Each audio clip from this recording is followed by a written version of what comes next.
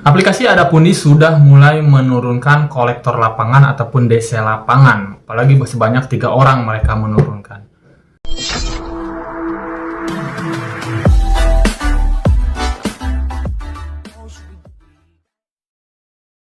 Halo, assalamualaikum warahmatullahi wabarakatuh. Kembali lagi bersama saya di sini. Apa kabar kalian semua? Semoga dalam keadaan sehat walafiat dan selalu diberikan rezekinya. Di video kali ini saya akan membahas aplikasi Adapundi yang terbilang aplikasinya adalah semi legal ya.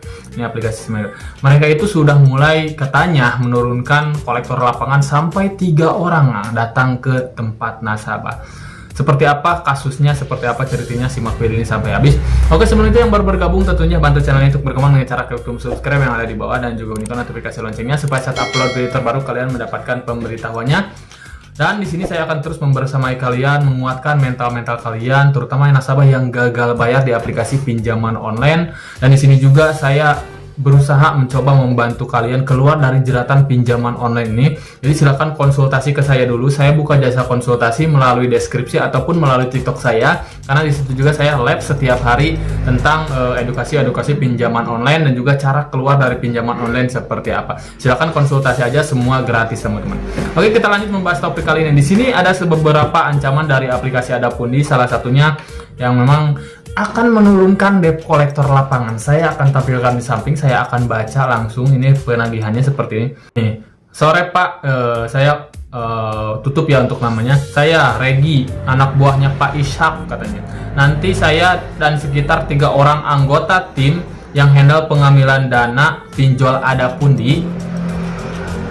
Sebelumnya maaf Pak Bu, ini kan bensin saya yang tanggung sendiri gitu. Tolong dananya sudah ready, kita tidak mau pulang tanpa hasil juga soalnya urusan perut ini, katanya seperti itu. Ini ada DC lapangan atau enggak sih sebenarnya? Jeng jeng jeng. Ini setelah bukan hanya sore tapi hari berikutnya, 1, 2 hari, 3 hari berikutnya nggak ada sama sekali DC. Kenapa? Karena memang ini hanya sebuah bentuk ancaman. Adapundi ini memang aplikasi semi legal yang memang tidak memiliki kolektor lapangan gitu. Jadi tidak akan mungkin ada yang datang. Kalau kalian diancam seperti ini malah takut, itu salah besar teman-teman. Tenang aja, jangan takut. Karena aplikasinya ini terbilang masih aman teman-teman ya. Apalagi ini katanya uang bensin saya yang tanggung. Ya itu terserah Anda, itu masalah Anda gitu. Untuk bayar atau tidak kan sesuai kemampuan kita. Kita ada uang pasti bayar juga, nasabah juga pasti berpikir seperti itu. Saya tahu nasabah itu bukan memang ada uang sengaja gak dibayarkan kan seperti itu, karena memang gak bayar itu gak ada uang gitu.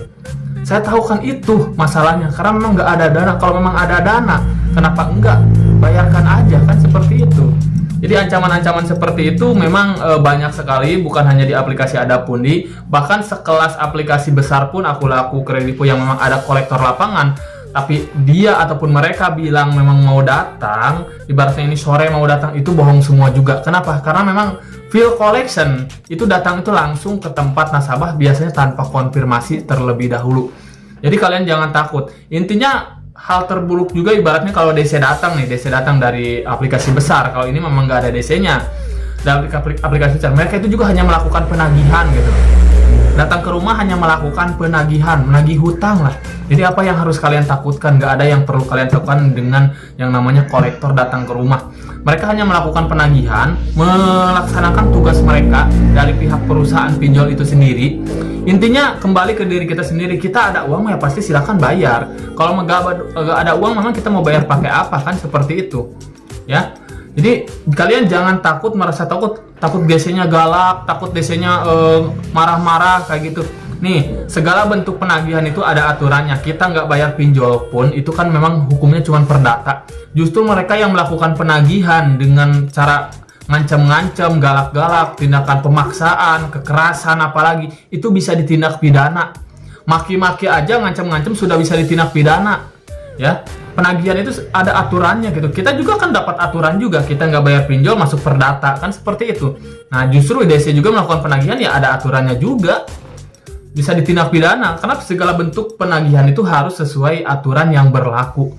Gak ada bisa kalau memang DC datang tiba-tiba marah-marah, maki-maki gitu. Memang banyak dikarenakan memang nasabah nggak tahu ketakutan duluan, jadi mereka semakin lebih merasa jago gitu DC-DC itu. Makanya kita harus berani dulu, pahami dulu cara kinerja yang namanya hukum-hukum pinjol itu sendiri. Kalau memang ada debt collector lapangan yang melakukan penagihan seperti itu, kalian videokan, karena kasusnya juga kemarin mau dipoto sama nasabah, ada DC mau dipoto sama orang nggak mau. Kenapa? Karena mereka itu takut ya, karena biasanya orang yang salah itu banyak ketakutannya. Justru kita jangan takut.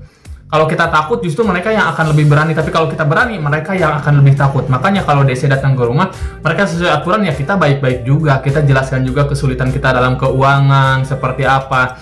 Kalau mereka melakukan penagihan kayak ngancem-ngancem, marah-marah, kita tindaknya dengan cara videokan, nanti kita laporkan kayak gitu. Karena memang penagihan seperti itu tidak boleh dilakukan ya teman-teman. Seperti itu ya.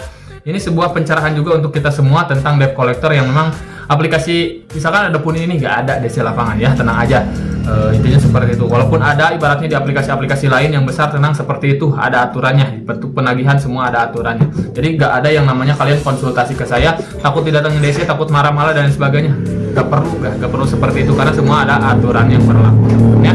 Oke, mungkin sedikit informasinya, mudah-mudahan bermanfaat. Saya pamit orang kelam. Assalamualaikum warahmatullahi wabarakatuh.